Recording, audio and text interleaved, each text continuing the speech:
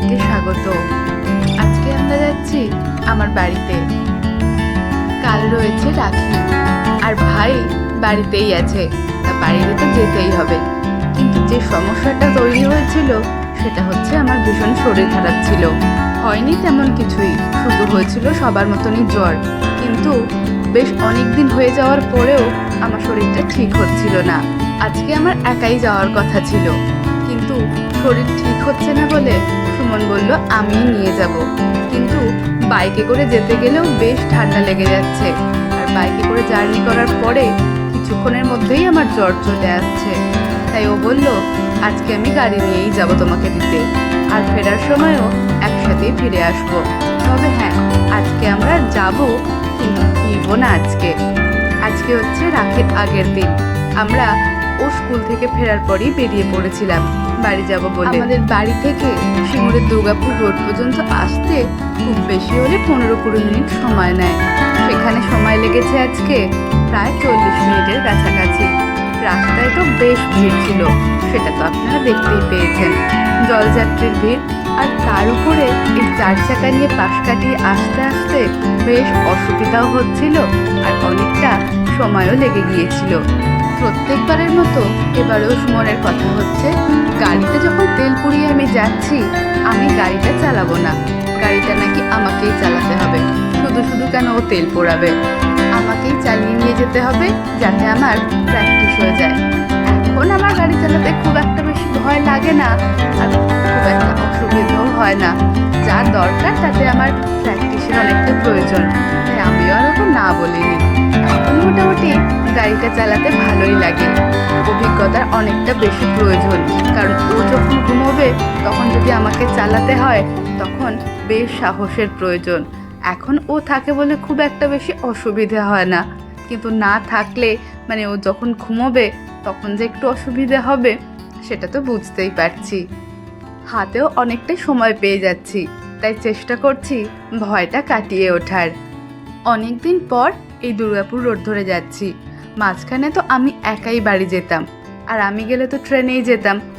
এতদিন পর এই রাস্তা ধরে যেতে বেশ ভালো লাগছে। অনেক দিন পর আসছি, আর আজকে বেশ একটা পরিবর্তন দেখলাম। সেটা হচ্ছে এতদিন পর্যন্ত যখন আমি সিঙ্গুর থেকে মশাগ্রাম পর্যন্ত যেতাম, তখন দেখতাম রাস্তার কিছু কিছু জায়গায় কাজ এখনো বাকি আছে। কিন্তু এবারে দেখলাম সিঙ্গুর থেকে মশাগ্রাম পর্যন্ত পুরো রাস্তাটারই কাজ হয়ে গিয়েছে। গুড়াপের কাজ পর্যন্ত এসে সুমন বলল ওর নাকি খিদে পেয়ে গেছে, তাই আজকে যাচ্ছি গুড়াপের রাস্তাটা ধরেই। আর যাওয়ার সময় কপিলায় দাঁড়িয়ে কিছু খাওয়া দাওয়া করে মিষ্টি নিয়ে তারপর যাব বাড়ি। ওখানে ওর খাওয়া দাওয়া করেও হয়নি, মিষ্টি খাওয়াটা বাকি ছিল, তা এখানেই সেটা খেয়ে নিল। গুড়াপ দিয়ে গেলেও গুড়াপের রাস্তা থেকে নেমে হঠাৎ আমরা ঠিক করলাম যে আমরা 10 ঘোড়া হয়ে যাব। তাই এই রাস্তা ধরে যাচ্ছি, যখন দেখছি রাস্তাটা পুরোটাই ফাঁকা আর পুরো অন্ধকার রয়েছে। এখন বাড়ি যাই, গিয়ে তারপর আপনাদের সঙ্গে আবার কথা হবে।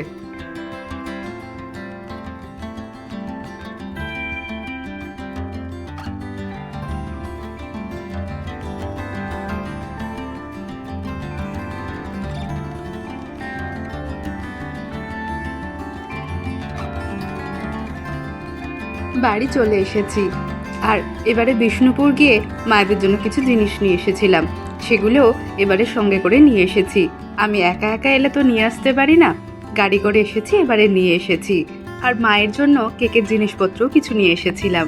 এই ভিডিওটা হচ্ছে রাখি পূর্ণিমার দিন সন্ধেবেলা। এবারে আমি যেদিনকে গিয়েছি, মানে রাখি পূর্ণিমার আগের দিনকে, ওই দিনকে ছাড়া পরপর 2 দিনই ঝুলন দেখতে গিয়েছিলাম। প্রথম দিন গিয়েছিলাম মা, ভাই, সুমন আর আমি, আর পরের দিনকে গিয়েছিলাম ভাই, আমি আর সুমন। তবে পরের দিনকে যখন গিয়েছিলাম তখন নাগরদোল্লা চেপেছিলাম। বিয়ের পর থেকেই প্রায় অনুষ্ঠানেতে কোথাও যদি নাগরদোল্লা দেখে তাহলে আমাকে চাপার জন্য বলে, কিন্তু প্রত্যেকবার আমি ভয় পাই বলে এড়িয়ে যাই কিছু না কিছু বলে। সন্ধ্যাবেলা মানে আজকেও আমাকে বলেছিল, আমি শরীর খারাপের দোহাই দিয়ে এড়িয়ে গিয়েছিলাম। কিন্তু পরের দিন যখন এসেছিলাম, রাজু কাকা, পমি, রিমি সবার সঙ্গে দেখা হয়েছিল, ওরাও এসেছিল। তখন ওরাই বলল যে পমি, রিমি নাকি চেপেছিল। আর সুমন আমাকে আর ভাইকে এটা নিয়ে ব্ল্যাকমেল করে যে ওরা যদি ছোট হয়ে চাপতে পারে, তোমরা দুজন কেন পারবে না। সেই বলে জোর করে টিকিট কেটে আমাদেরকে চাপায়। প্রথম প্রথম একটু ভয় লাগছিল, কিন্তু তারপরে বেশ মজা পেয়েছি। ইচ্ছে করছিল আরও একবার ঘুরলে বেশ ভালোই হতো। যতটা ভয় পাবো ভেবেছিলাম অতটাও ভয় পাইনি, বেশ আনন্দ পেয়েছি। আজকে আমরা ঝুলন দেখি, পরে আবার আপনাদের সঙ্গে অন্য ভিডিওতে দেখা হবে।